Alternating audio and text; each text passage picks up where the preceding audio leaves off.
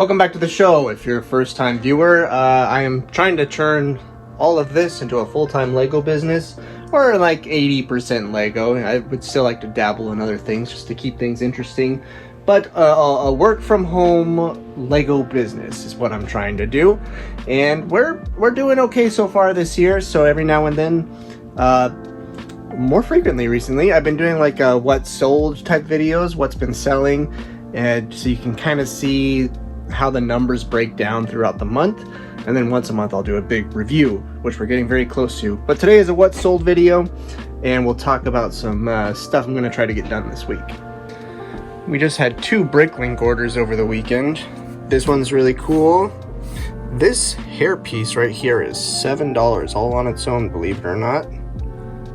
Wild to me. That's cool.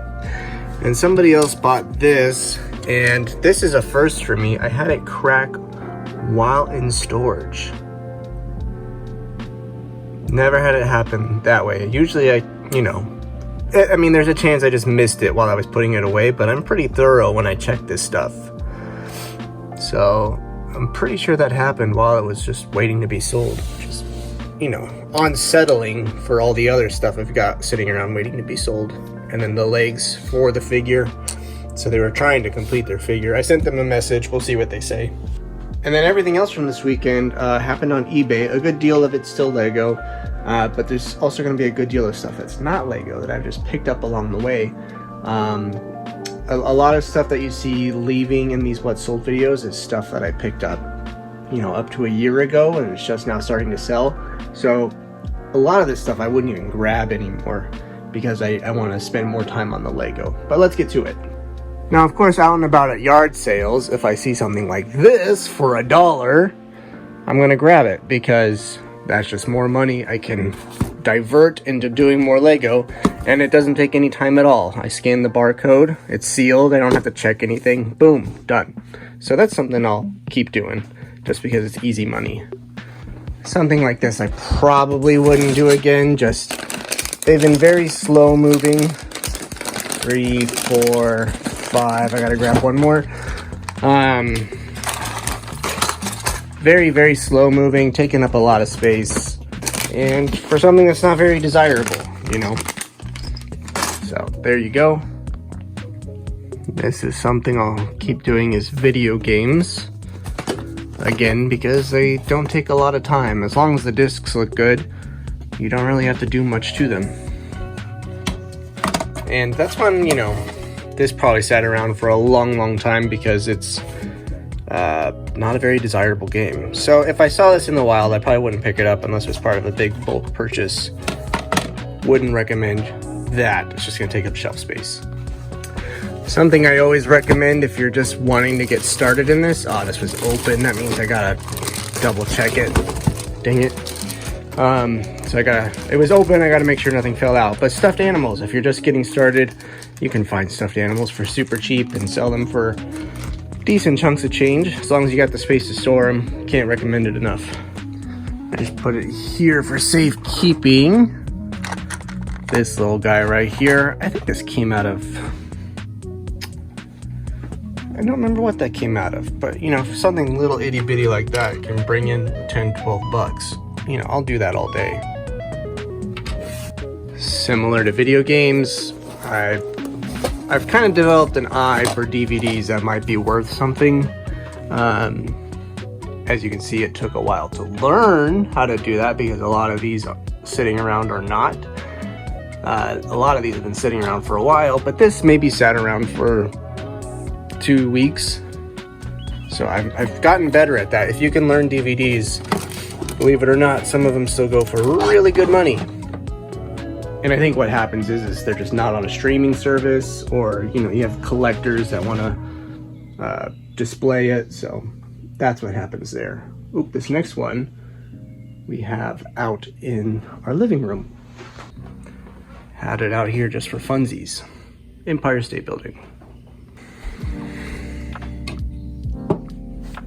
This thing I probably shouldn't have picked up, but it only sat around a little while, so not too bad.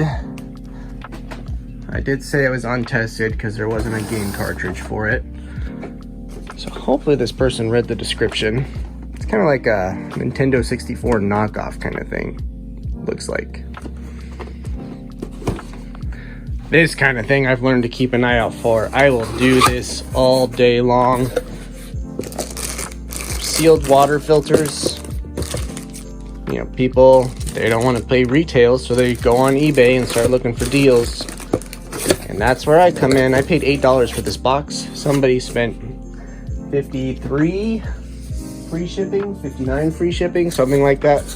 So, not a bad turnaround there. The 14, I don't remember when or why I got this. I probably would never do it again. This came out of that big G.I. Joe haul I got. So just add that to the total. We've already more than doubled our money on that haul. Whoops.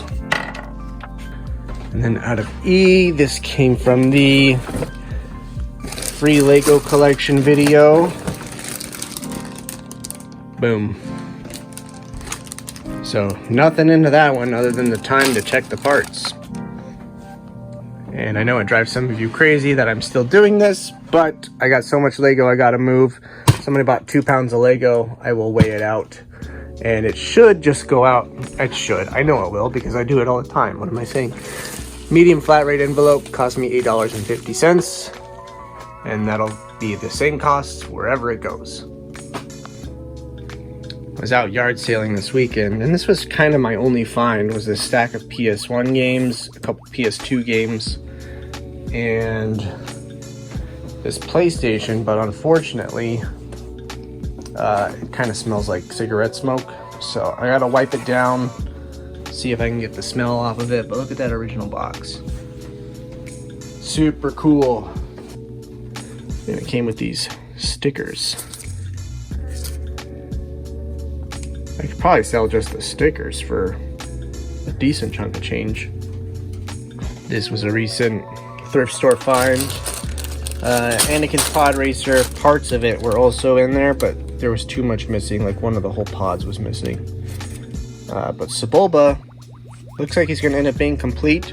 That's what was loose, and I think these last 2 bags are all that's needed to complete them, so that's cool. All right, let's get this stuff all packed up and talk about what's next. Okay, so just one of those weird things that happens.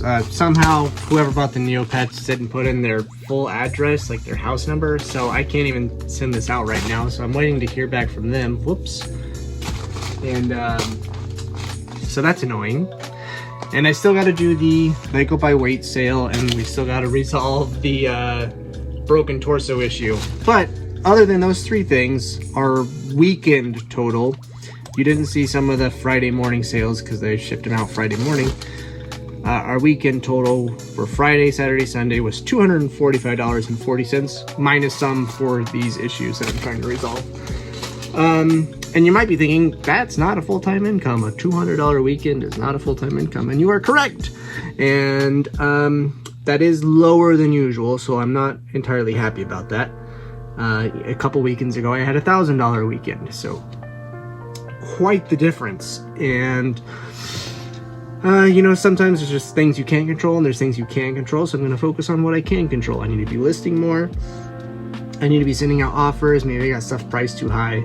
And then the stuff I can't control is, it's really nice outside. People weren't inside on their computers or phones ordering stuff, so that's always an element of it too.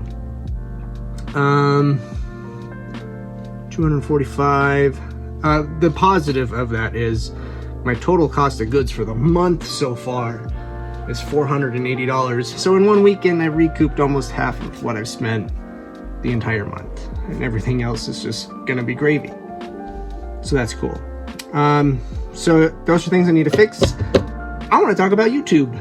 So something really cool that happened over the weekend is I hit 2,000 watch hours, which is pretty flippin' sweet. A lot of people, you know, they hit their 1,000 subs and then, you know, they got like 500 watch hours. And if you don't know, you need 1,000 subscribers and 4,000 watch hours. Let me just double check that I am not lying. Earn tab. Yes, 4,000 watch hours, 1,000 subscribers. And to have hit it before I hit my 1,000 subs is pretty cool, not gonna lie. I think that's really, really awesome. And a lot of that has to do with a lot of returning viewers who are invested in my success or failure. You might be watching for me to fail. Cool. The problem is you have to hit those 4,000 hours within a year. And I looked back at my last regular week of videos. I usually do a Tuesday, Thursday thing. I had 2 weeks that were kind of weird. I did 3 videos one week, 1 video another week. And, oh, they just emailed me back about that Bricklink Orders, so we'll get that resolved.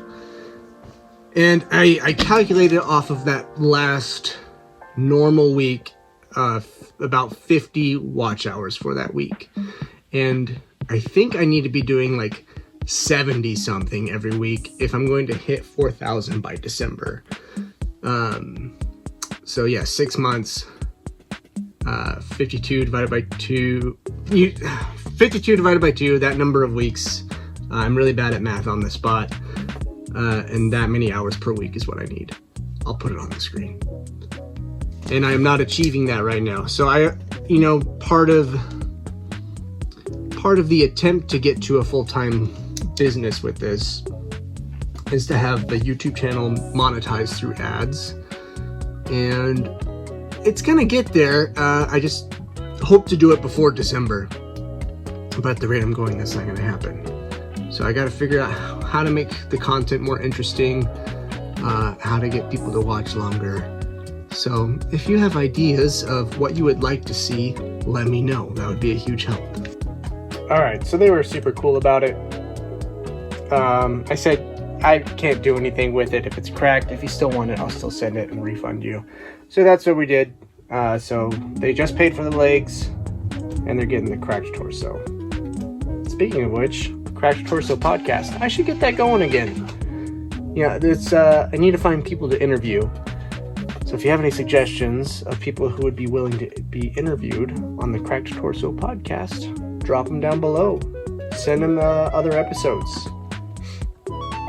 Because I had people interested, but what happens is people don't check their emails. And then, I've only done 2 episodes on a small YouTube channel, so it's not really like incentive for them to do it. So, I don't know, just thinking out loud. If you've been watching a while, you may have noticed this area is a little different. Got these properly labeled, and they're holding a bunch of parts. And then this one's getting started. It's amazing to me. I mean, it's really not that amazing, but just how quickly you have to start mixing stuff. And, you try to do it to where, like, if you have to mix, it's 2 things you're never going to confuse. Like, I would never put wedges that are going opposite directions in the same one, just because that's just asking for accidents. But 149 drawers that are numbered, those aren't even numbered, and I'm having to mix parts. It is crazy how fast this just gets loaded up. Let's go ahead and call this video here. Thanks for watching, everybody. Hit that like and subscribe button. And I'm serious, if you have any suggestions at all on what you would like to be seeing, or if you see me doing something with this stuff back here and you're like, dude, you are making your life way harder than it needs to be, I am all ears. I frequently ask questions and you guys frequently give answers. So if you are a new viewer and you are also wanting to learn how to do this, there are people watching this and commenting on this that have just an insane amount of knowledge that they're just willing to share, and it's amazing. And I hope by them sharing with me, I can share with you, and we can all grow our businesses together. Isn't that a beautiful thing? I'll catch y'all later. Bye.